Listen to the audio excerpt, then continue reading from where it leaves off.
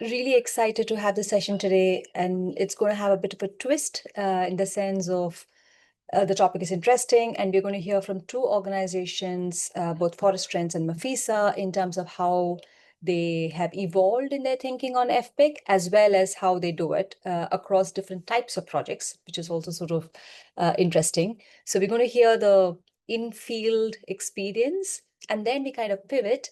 Landesa has been working with Cash, leading rather the effort to put together a guide on what a good FPIC process could look like. The idea is that this can help organizations that are beginning to do any kind of work with communities, not necessarily just carbon. And so we wanted to crowd in feedback as well on this 10-step process, which Juan will walk us through. After having also listened to what is actually happening in practice. So we want the session to end with active inputs from all of you and on how we can improve, enhance, and better the current proposed 10-step process. With that, we first start with Mafisa. So Chileshe, if you are ready, shall I share your presentation? She seems to have fallen off. Let's see if she is able I to don't see her. Otherwise, We could just switch orders and we can start with the Forest Trends. Okay. Thank you, Lakshmi. So I will share my screen from here. Okay, I'm allowed to do that. Thank you. Can you see my screen? Yes. Yes. Great. So please don't mind. It's in Portuguese here, but I will cover this issue in English. This is just the cover of a booklet about one of the experiences I want to share. Thank you for the invitation, Lakshmi, Jonathan. So we, as Communities and Territorial Governance Initiative, as Forest Trends, we have worked for more than 20 years with indigenous peoples in the Brazilian Amazon, always focused and committed to strengthening their territorial governance.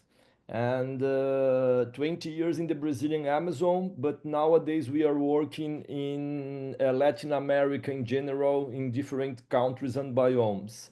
So here are 5 key components of our work, and free, prior, uninformed consultation and consent is a key issue. We are always dealing with demands and with the deep necessities to work around this issue. And here today I want to share 2 FPIC experiences on climate change and environmental services public policies and jurisdictional RED, and others with different thematic approaches, especially about social bioeconomy and economic territorial governance. I will just speak very briefly just to give you an overview. So initially, I want to bring something from the beginning of our work here in the Brazilian Amazon around this component on advocacy in the state of Acre, something we were deeply involved between 2005 and 2014. This is a picture of the benefit sharing participatory forum last year. So, and why I'm bringing this picture? Because it's really great to see 20 years after the beginning of the process, many different stakeholders, as you can see, many indigenous peoples and other local communities and stakeholders in general engaged in this discussion that started at that moment when we were engaged on the SISA, the State System of Incentives for Environmental Services, working as a kind of a technical assistance member of the Indigenous Peoples Working Group. And one of the key tasks we developed at that moment was around the facilitation of the letter of principles. And so before I go further around the letter of principles and the inspiration, the process after that, I want to give you this overview about Acre state. Acre experience is considered as a kind of a reference around jurisdictional RED plus in the world, and it's important to focus here. Here you see the map, you see this chart showing deforestation and GDP. So something about the accomplishments of the strategies and public policies. But yeah, I want to focus here on the three first the points 2, 3, and 4 there. Acre was the first state to be engaged on REM, the Red Early Movers Program from the German government. And this policy, this public policy, this system created incentives for indigenous peoples, local communities, and smallholders to get engaged in this ecosystem service conservation strategy. And there was a long-term consultation with the participation of these stakeholders in policy design and implementation. This is the key message I want to focus here. This is a representation, and this is, let's say, it's the midterm context. It's a picture, it's a chart from 2016. So it means more or less in the middle of this long process when this benefit sharing approach was designed. And as you can see, the sub-program for indigenous peoples at that moment had the plan to receive the share of 15% of all the benefits of this strategy, this jurisdictional RED plus strategy. And so this just to have this overview about the different components of this system. And I want to highlight, this is a publication from EII about after they published that in 2018.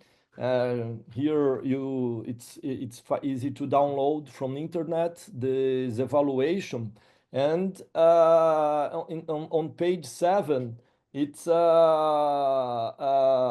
highlighted that this working group, the indigenous peoples working group, was the first of several temporary working groups created by the State Commission for Validation and Monitoring to ensure participation of indigenous peoples in the process. And in this box on page 7, it's highlighted that in 2017 it was institutionalized as an advisory chamber for this commission, this state commission. And so finally, the indigenous people got a very strong representation. Nowadays, the secretary of climate change is an indigenous woman. Maybe many of you know her because she's always participating in global forums, Francisca Arara. And it was really instrumental, the role this working group played to guarantee safeguards according to the needs of the indigenous population in the state. And this Acre's letter of principles has served as the basis for the guiding principles of collaboration between subnational governments, indigenous peoples, and local communities endorsed by GCF, the Governor's Climate and Forest Task Force in 2018. It was really inspiring because we were directly involved on that, especially Beto Borges, our director in the Communities and Territorial Governance Initiative. He played a key role facilitating this letter of principles that was really inspiring. I don't want you to read that, please don't worry, just to have an overview about the 13 principles that were endorsed by GCF in 2018. And I want to highlight this principle 9. So just to give you further details, all the state governments engaged on GCF, they have to endorse these guiding principles, stating their respect and their commitment to ensure consistency with Cancun safeguards, including free prior and informed consent. And for the consultation of indigenous people and local communities. This was a very key achievement in this process, okay? So this is the first experience from 2005 to 2014. We were engaged in that. And I will just briefly comment about 3 experiences, more, let's say, grounded on indigenous territories, related to territorial governance issues in general, supporting indigenous peoples organizations, indigenous people territories, to ensure, to guarantee their rights for consultation and FPIC, consultation and consent. And between 2015 and 2016, we facilitated the Ashaninka Environmental Services Protocol. I will just talk really briefly about that, okay, because it's interesting to, at that moment, like 10 years ago, we were demanded by the Association of the Ashaninka people in Acre, in the same state of Acre, to develop a communication strategy to spread the word about their understanding, principles, and procedures regarding environmental services and especially carbon projects. They were being getting contacts and visits from companies and other stakeholders supposed to develop carbon projects at that moment, and they were supposed to spread the word about this, their view about that. This is the summary, and I want to highlight the points 4 to 7. We facilitate the discussion about the changes they observe in nature, what they do about that, what are their principles for dialogue on environmental services, and the alliances they seek around these issues. And finally, a big table about all the environmental services they, as Ashaninka people, offer to the planet. The key message was about their view to establish alliances that recognize the role they play as forest guardians and their contributions keeping environmental service. But they didn't want, they didn't want, it's wrong there, they didn't want to be involved on carbon projects or any trade or commercial initiative at that moment. In other words, they wanted to explore no-market approaches. They were not supposed to generate carbon credits at that moment, but they were aware about the role and looking for partnerships around that. Then in 2018, we developed in Rondônia state, the neighboring state, a capacity building process. And this is the booklet we created with them. It was a 3 workshops and 1 seminar about the right to consultation and consent. And it was interesting to generate a kind of a guidance, a general guidance for the indigenous peoples in the state to develop their all consultation protocols. And in general terms, we discussed and these 3 general steps. Okay, I'm sure we will hear something much more detailed and interesting and deep from Landesa soon. But this is, it was really a general overview, and it's important to highlight the necessity to have each indigenous territory or local community's territory or Afro-descendants territories, especially here in Latin America, developing their own consultation protocols. It's not the case to have a general state consultation protocols. What's important for the states is to have a consultation plan to be submitted to the approval of these communities. Finally, the other general another general overview about another experience is related to another focus, not related to carbon projects or environmental services programs, but to social bioeconomy, to value chains. And in between 2020 and 2023, during pandemics and finally after pandemics, we got to go much deeper around this process to create these biocultural protocols.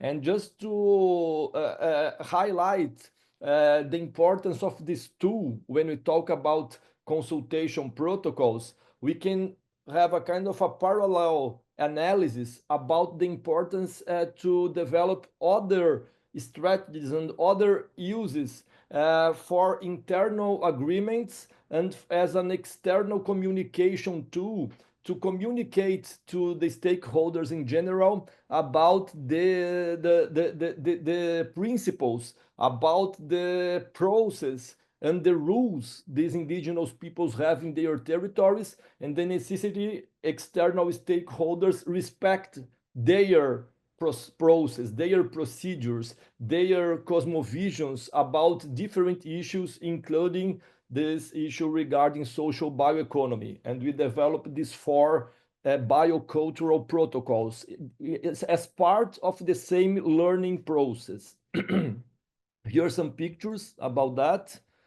And finally, I want to go in details around this advocacy and capacity building and institutional strengthening strategy related to the work we are developing. And Melissa mentioned that when she shared what inspired her in the last months and weeks.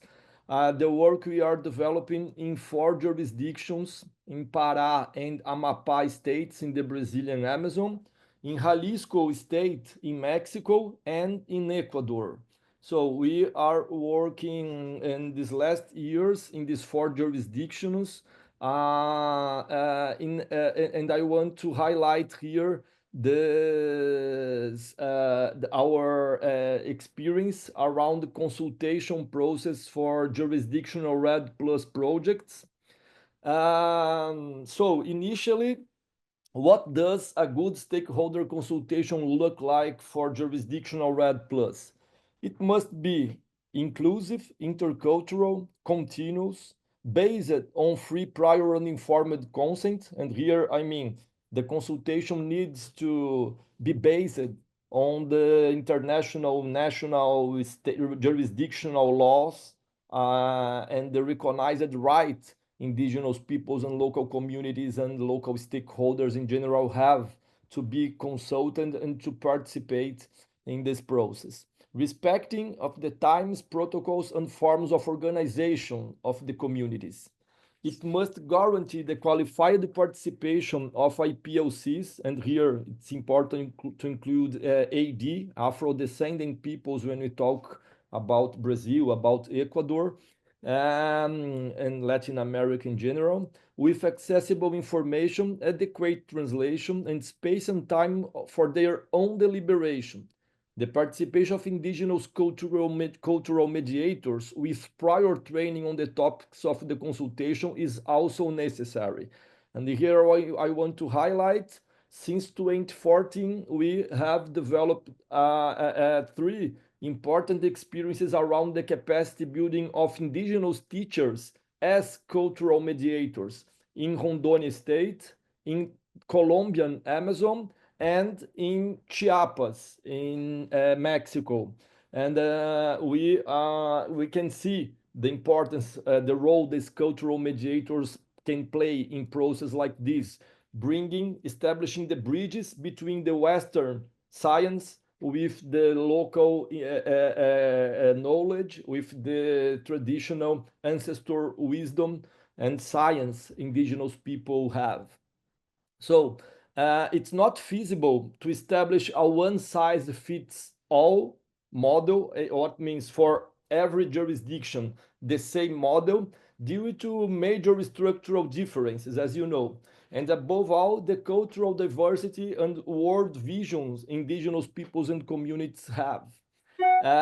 So, as Communities and Territorial Governance Initiative, Forest Trends is developing a flexible guidelines document co-created with jurisdictional states to provide. I can't see part of the slide. Just a moment. I will hide something here. Sorry. So we are developing these guiding principles, providing these guiding principles on the framework document based on FPIC, international safeguards, national and local legal frameworks, transparency, and grievance and accountability mechanisms, assessing the need, willingness of jurisdictions to engage in a project, as well as the support they require, calls for constant alignment with the social political environment and context of each jurisdictional country. So this is something, it's a key strategy, is a key part of the process to understand the required support and make sure the alignments are going on all the time. So in these four jurisdictions, we have four very different contexts. Here in the Brazilian Amazon, we have very contrasting territorial realities, but we are achieving important advances. And in Pará, the state government made plans public and through a consultation launch event. In Ecuador, we are late, we can say, in the process because of the recent elections. It was a very complex moment, and the political divisions, not only at the state level, but also between the local indigenous people, local communities organizations, was really difficult, was a complex barrier we had to deal. And in Mexico, some recent workshops showed openness from the government to dialogue and co-construction. So we were there with them for 3 workshops actually, but in the last one, a kind of it was a very important moment. This recent workshop we participated, Melissa was there, and we had we could see a very important step ahead at that moment.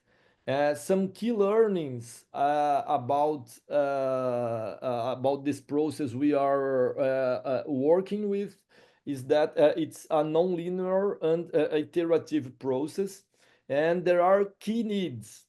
So some of these key needs are sustained funding for this process, political will, and this is a very a big challenge, as you know.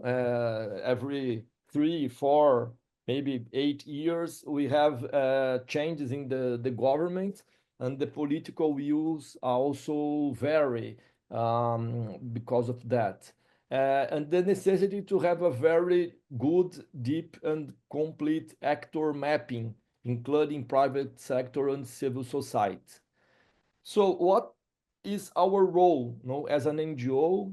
What is our role in approaching this process? Actions are essentially complementary, not substitutive. What means we are not working these jurisdictions to replace or to play the role the government has to play. We build local capacity, facilitate dialogue, and prepare communities for formal engagement. We align with institutional process led by the government without usurping responsibilities. The governments have to inform. As an example, the role to inform the communities, the stakeholders, the population, the government has to play this role. And we as NGO, we can build capacities, we can have a supportive role along this process. And we act with transparency, social legitimacy, and coordination with representative bodies, legitimacy, and coordination with representative bodies. And finally, how to ensure inclusive consultations. It's really essential to recognize and involve all relevant groups in the territory, always respecting their forms of organization and decision making. This requires participatory diagnosis, adapted methodologies, training, strengthening local representation articulation with public policy and rural extension services.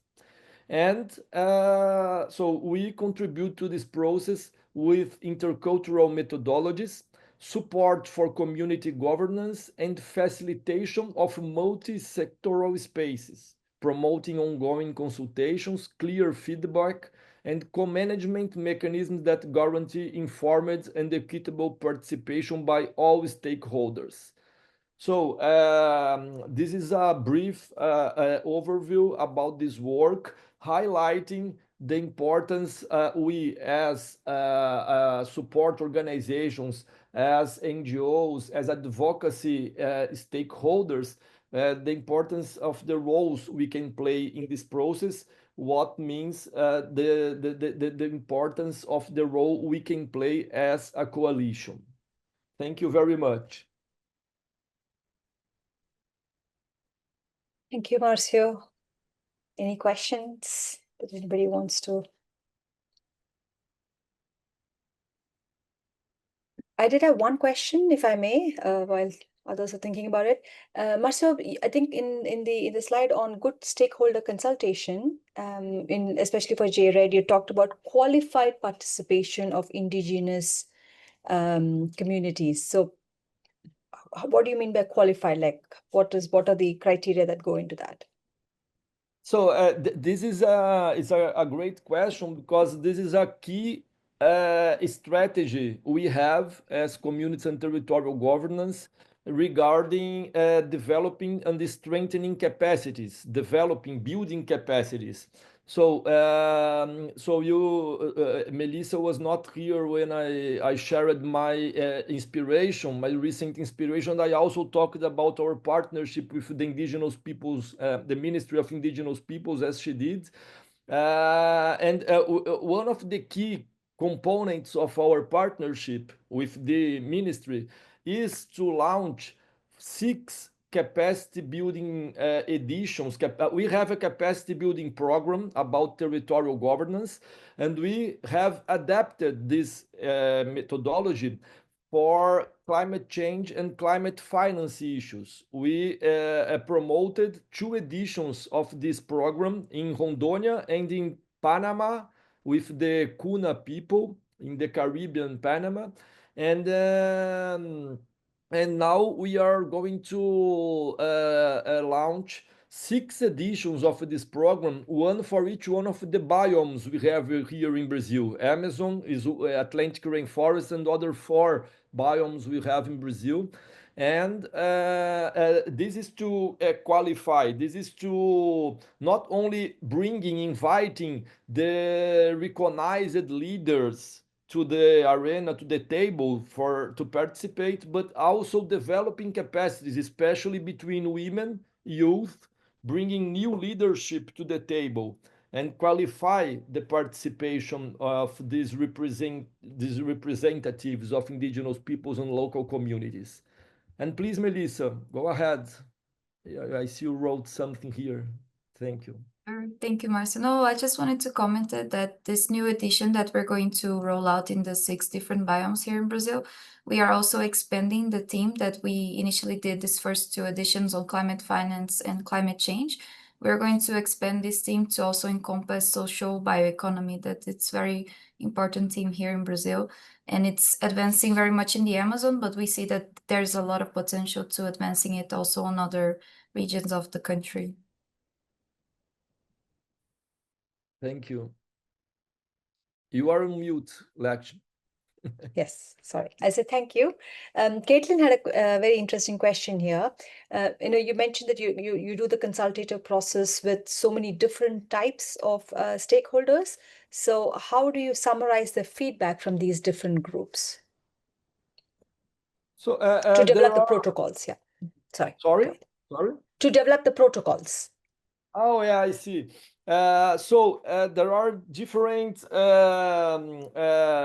factors, let's say, to take in consideration. The level of organization. So we work, as I mentioned in the very beginning of the presentation, our DNA is related to territorial governance. We bring the territorial governance in the name of our program, of our initiative, and it's really important to understand and to be sensible to the different levels of organization of territorial governance we find in the territories. Because like we are working at the jurisdictional level in these 4 jurisdictions. In Acre, we work at that jurisdictional level, but we are always involved on territorial issues. And we work in some territories where there is a unity, there is a kind of a very strong organization, one single representation, one organization to speak on behalf of all that indigenous people or local community. But there are other territories where we, as an example, one of the territories we work for a very long time, the Surui, Paiter Surui people, where, as you know, the first indigenous carbon project was developed here in Brazil, one of the first in the world.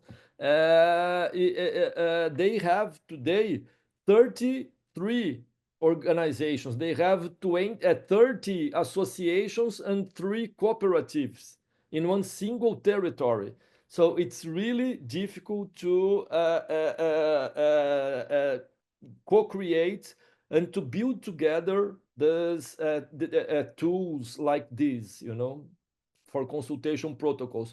But there are other, of course, when we compare indigenous peoples with Afro-descending peoples as an example, they have totally different cosmovisions and perspectives about the process. Yeah. Mm-hmm. Thank you. Thank you very much. I'm sure there'll be more questions. You could put them in the chat, and hopefully the Forest Trends team can also answer them in the chat should there be more questions. I see, Chileshe, that you're back, so we can now shift to Mafisa and hear from them. Very different environment, with different kind of projects, working with livestock. So super interested to hear that. And may I share the screen? Chileshe, are you ready? Yes, please go ahead. Okay. Can you all see it? Yes. Okay. All right. Thank you. So like I said, my name is Chileshe Chilangwa. I am the Chief Operations Officer for Mafisa. I'm based here in Lusaka. And with me on the call are Emma, who's actually based in Mwandi, and David, who's based here in Lusaka, but works very closely with us on this project under the monitoring part of the project. Next slide, please. So as Lakshmi pointed out, this presentation is very different from the one we just saw. I'm going to give a brief background on Mafisa. Mafisa is a local NGO that's founded in Zambia, only operational in Zambia for now. And our vision is to support communities in pastoral communities so that they can have healthy cattle and sustainable grasslands. And our mission is transforming livelihoods and realizing income security in climate-impacted communities. The area in which we work is the western part of Zambia, and it is basically the tail end of the Kalahari Desert. So it's very dry, and rainfall is, sometimes unpredictable. So like last year, we had a really bad rainfall pattern. It was basically considered a drought year. This year was a little bit more promising for the farmers. So it helped with the cattle and other agriculture activities, because most of the communities that we work with are dependent on agriculture and livestock. Next slide, please. So our core values are that communities come first. Everything that we do is grounded in what they identify as a priority, and we work with them on that. So we place their priorities and voices at the heart of everything that we do. We're grounded in local solutions, like I mentioned in my What's Touched Me this week, is just looking at what have they identified to be some of the core solutions to issues that the problems that they experience. And what we found is that, particularly in the area that we're working in, is that pre-independence, or maybe before the British came, the area actually had its own bylaws on how to manage the environment. So they had rules around water management, about fire management, about rotational grazing and things like that. And then when the colonial government came in and tried to modernize the communities, they brought in different types of methodologies and strategies that they insisted the communities adopted countrywide. So they'll have sort of like a uniform solution for an area, and they'll disseminate that information through the Minister of Agriculture, Minister of Livestock, and everybody was expected to adopt that. Because of that, some of what was done traditionally was lost, or communities stopped using the practices. So what we've been doing with them is to go back to what the indigenous practices were and beginning to reintroduce them. It's been very easy in them being adopted because people have some knowledge of them. And so it's really just about how do we go back to our roots and start practicing what we used to do. So a lot of what we do is based on that, starting off on what they used to do and then trying to innovate around it. We look for transformative impact. Everything that we do should have a lasting impact and change in the community.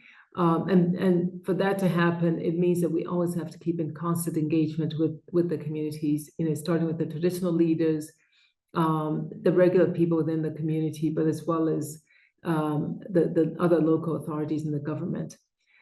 We thrive on Zambian excellence, so our team is local.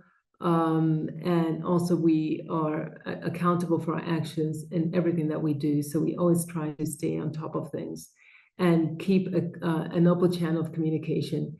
But always welcome criticism and respond to it. If something comes up to our attention, this is something I'll cover as well. There's a grievance policy that's been put in place. Next slide, please. So Mafisa is running a carbon project, which is based around rotational grazing and fire management. So with that, one of the things that that we have with the communities, that if they adhere to the rotational grazing and fire management, animal health services will be provided for their cattle. We will monitor the soil carbon, and eventually we'll start receiving revenues from the carbon credits.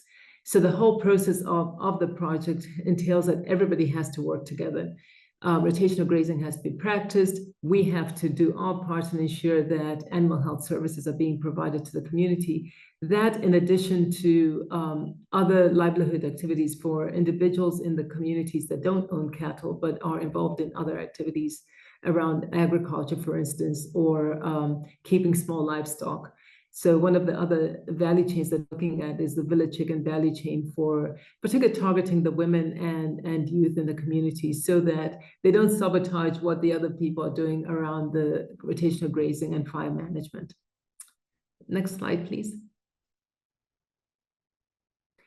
So the four things that we do, like I said, is provision of animal health services, the rangeland management, water points. Like I said, our area is really the tail end of the Kalahari Desert, and water availability is an issue.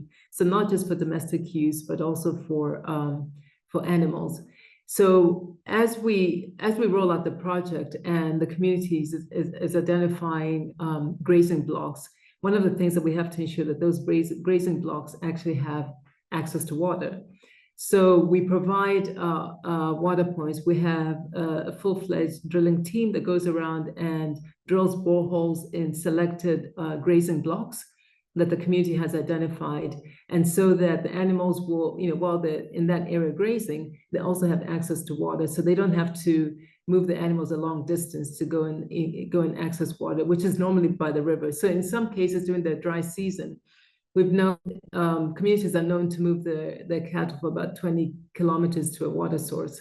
So what we're doing is actually reducing that distance that animals have to move, and in the process also trying to keep them a lot more healthy, because they're not as stressed as they normally would be if they had to move a long distance.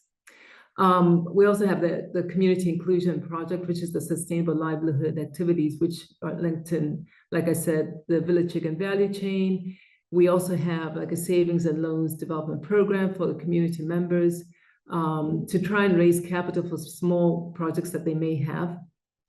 And then the other thing is providing access to a market access for the animals. So we've gone into a partnership with a private sector company that will be buying cattle from the farmers in the area. Again, this is a negotiated price, trying to remove the middleman who would normally come in and offer them a lower price and that kind of thing. So now with the direct partnership with the private sector company who buys directly from the farmers, they're protected and getting a higher value for their animals.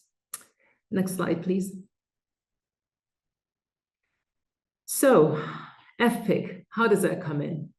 So everything that we do is grounded in getting consent, starting with the government. So even before the project had started, we had to get consent from the traditional leaders. And the key stakeholders in this case are, the government, NGOs, and the traditional leaders. If anyone has worked in the Zambian environment, particularly in the rural areas, no project will function if you have not consulted and gotten consent from the traditional authorities. So for us, that was the first port of call. Even before we started the carbon project, we had that relationship with them. We had consent to work in the area. So when the project started, this is when we now went in and made sure that it was all documented to allow us to implement the project. So the traditional structure is such that, particularly for Western provinces, that you have a hierarchy where Mwandi district and Sesheka district, where we work, is under the kingdom, managed by the king, and the king has almost like a parliament with the prime minister and the Indunas.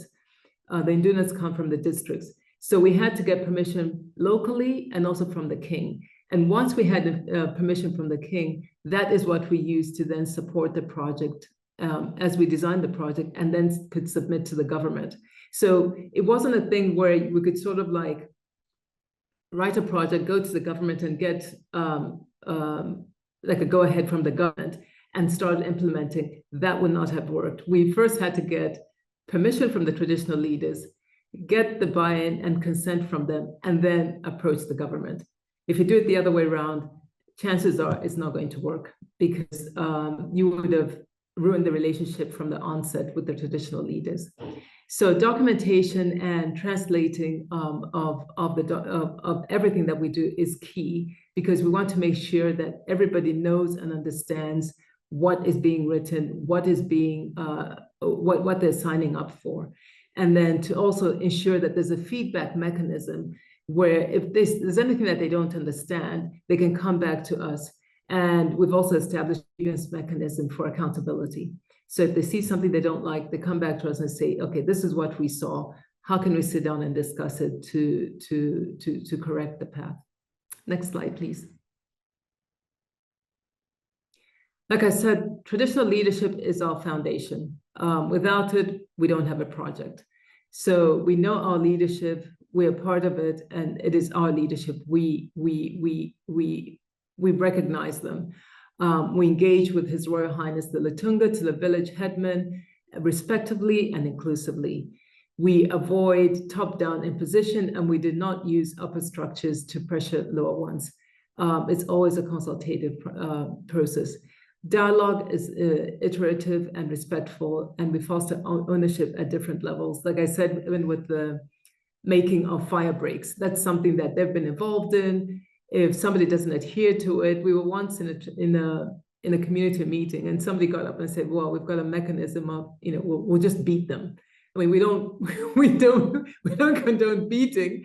And we're say, well, okay, you might have a mechanism of dealing with people who don't follow the guidelines, but perhaps maybe not beating people.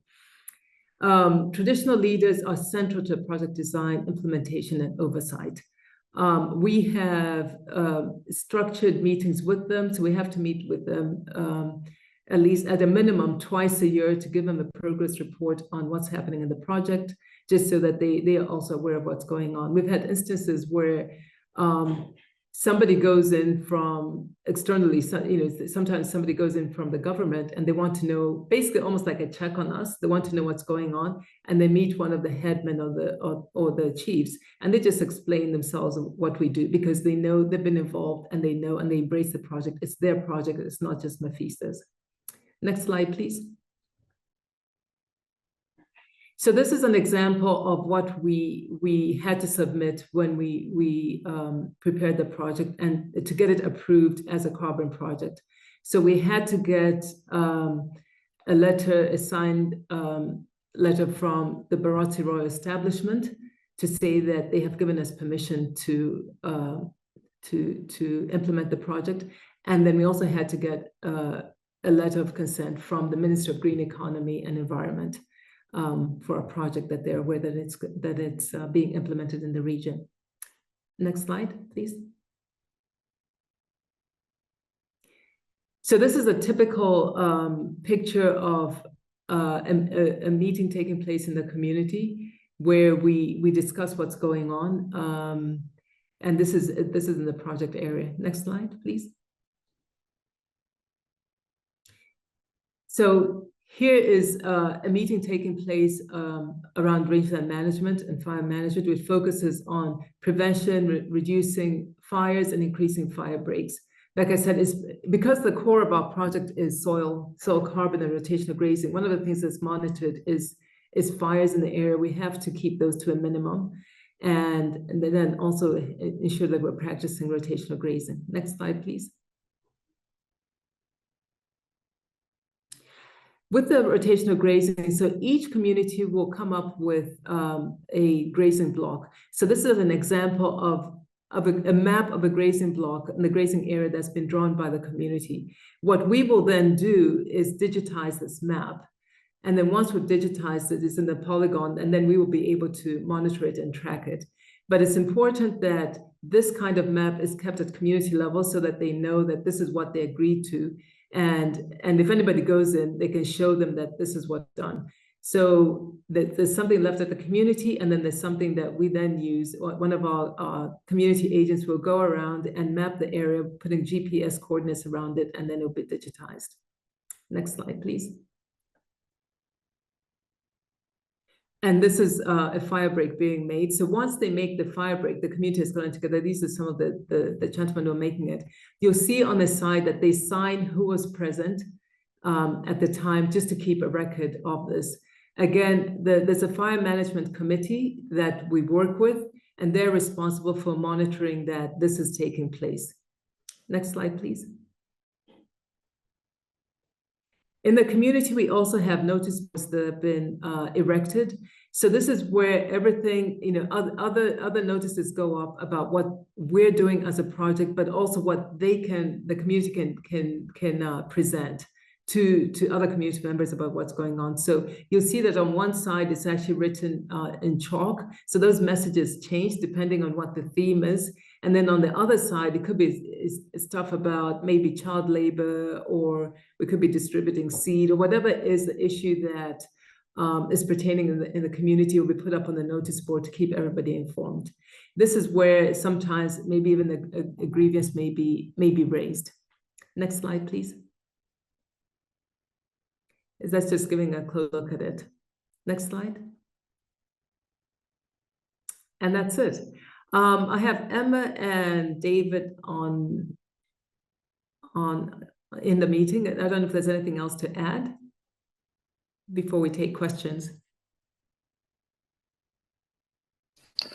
Okay, thanks, Chileshe. Perhaps just and on the FPIC protocols. So really, what we did is we also went ahead and did a summary translation of the project design, in the native language around our project area, and this actually we distribute, to the communities, where we start with the traditional leadership, as well as the community at large. So we realized that instead of just restricting it to having the project design in English, so to say, we actually have done a summary that speaks especially to the specifics, that looks at maybe the project benefits, the impacts, and then just the entire process. So this then is actually given to communities and anyone, I think, through the feedback loop that we actually have. We have the grievance mechanism. Anyone who may want to have access to the translated version, they can always reach out through our community agents that we have, and make that request. Of course, we have them already, the copies with the traditional leadership, but in an event where any community member would want to have access to the translated version of the project design, there's always that open policy, I think, through the feedback loop that we have, where somebody can engage, and then they're given access to the translated summary project design. Yeah, that's what I wanted to add. Thank you, David. Yes. Yes, so with everything that has been said, additionally, on the community side, even if the government agrees, even if every other stakeholder agree, we still give an opportunity to the community to either agree with the project or not. And should they say yes, there's a form of documentation which we call FPIC, and then they have to sign to that. So it's done freely, regardless of who agrees and disagrees. The community at the end of the day also have to agree or disagree. Thank you, Emma. Thank you, Emma. I think you probably did partly answer one of the questions that popped up. Thank you, Mafisa team. Teshome, Danika, and Caitlin, I know you have questions. May I request the Mafisa team to sort of, if it's easy, just to sort of answer in the chat. And if not, we can circle back after Juan has shared his presentation, just making sure that we get to hear from everybody. Yeah. Thank you. Then All right, over I'll to you, answer in the Juan. chat. Super. Thank you so much, Chileshe. Over to you, Juan. Are you able to share your screen or yeah, awesome.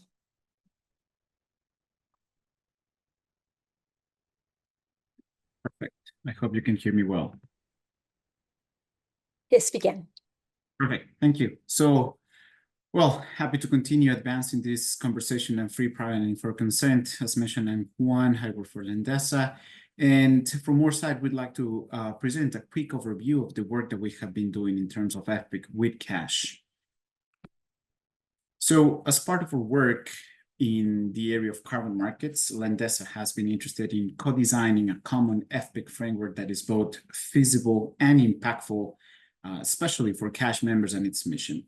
One, of course, that can later on potentially serve as a model for governments, CSOs, communities, and companies working in carbon markets, following the great example of the carbon financial model that Cash was working last year. Sorry to rush a little bit. I wanted to leave some time at the end for questions and answers. A little bit coming back for last year and how this work started. There is, as some of you may know, there is a peer-to-peer learning session conducted in last year by Landesa regarding indigenous people and local communities' land rights in the context of carbon markets. We presented during this session an integrated free, prior, and informed consent process for carbon projects involving indigenous communities in outlining in 10 steps that we developed in consultation with Cash members. A little bit about FPIC. I think it's really important, as it hasn't probably been mentioned. FPIC is derived from the indigenous people rights to self-determination. That includes the right to self-government, right to culture, and collective rights to the territories and resources. It's really important to emphasize that currently there is no universally accepted definition of FPIC, and it can be understood both as a process or as an outcome. As an outcome, it can be understood as the ability to give or withhold consent. In other words, having the ability to say no or yes with conditions. As a process, it can be understood as a series of actions in which indigenous people and local communities have the right to be consulted about projects. Now, why specifically FPIC was something that Landesa was paying attention to. As you may know, of course, the cash carbon portfolio principles under its transparency sections means that the projects will require transparency and adherence to strict rules of project management, from equitable and transparent revenue sharing to best practices for free, prior, and informed consent. And this was actually what attracted Landesa to start working with Cash Coalition in this specific point. Last year, as I mentioned, we presented this 10-step process, suggested 10-step process, mostly targeting for the respect of communities' land and resource rights. This process, or suggested 10 steps, it's integrated throughout the development and implementation of carbon projects affecting indigenous people and local communities' lands. Since our presentation last year, we have been working on this process to strengthen by suggesting referential process outcomes and cost expectations for each step. Regarding cost expectations, we have tried to identify the potential need for either additional operational costs or expert costs related to each of the suggested steps. We refer to operational costs to those ongoing expenses associated with managing the project using existing staff and resources. On the other hand, we refer to expert costs to those additional expenses incurred when engaging external experts to help reach the suggested outcomes for each of the steps.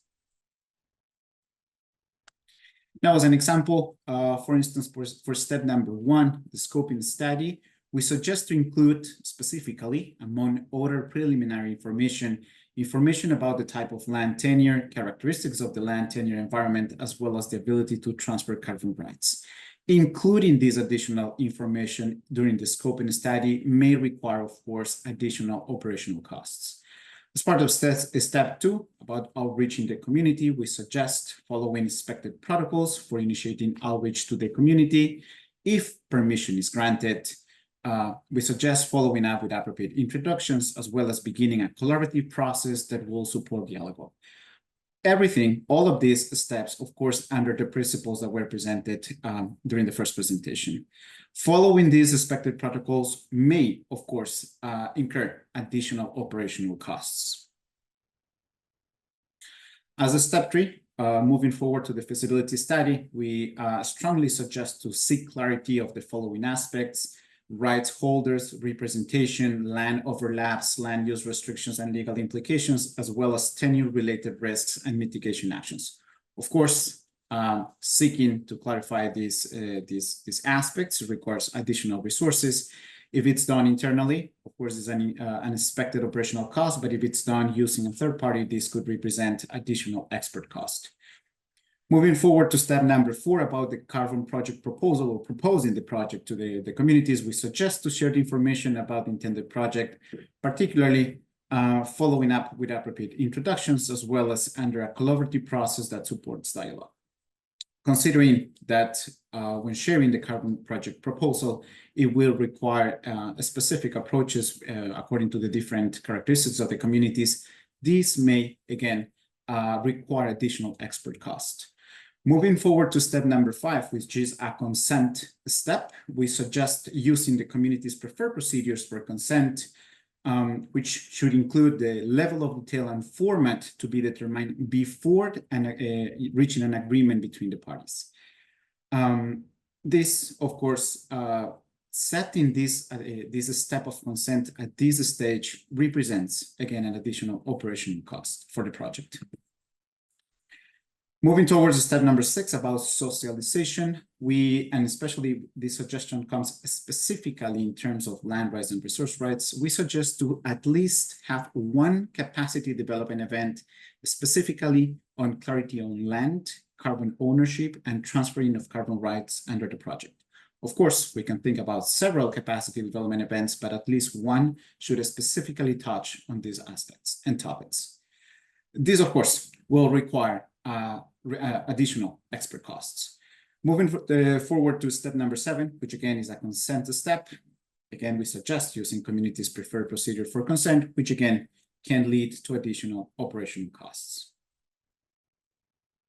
Moving towards to step number 8, in which it's the time to talk about agreements and mechanisms, we suggest to specifically check on clarity and mutual understanding, particularly of the following: land and carbon rights ownership, transfer of carbon rights, options to negotiate early contract termination, responsibilities and obligations, recognition and explanation of benefits, responsibility and actions if harm arises, and dispute resolution options. Depending on the level of readiness of the communities, we suggest that these may require additional expert costs for, of course, supporting the communities understanding these aspects. Moving towards step number 9, we again have a step of consent in which we again suggest using communities' preferred procedures for consent. Having this step at this stage, of course, represents an additional operational cost. Finally, we have the carbon project implementation, in which we strongly suggest that if there is any change in the project structure, any change that may happen, it will require actually moving back to step number 6 and continue with this process. We also suggest at this stage, while the project is under implementation, to consider employing participatory monitoring, which, if employed, it will represent additional operational costs. Given justice to time, I would like to just finish here, of course, to hopefully have some time for questions and answers.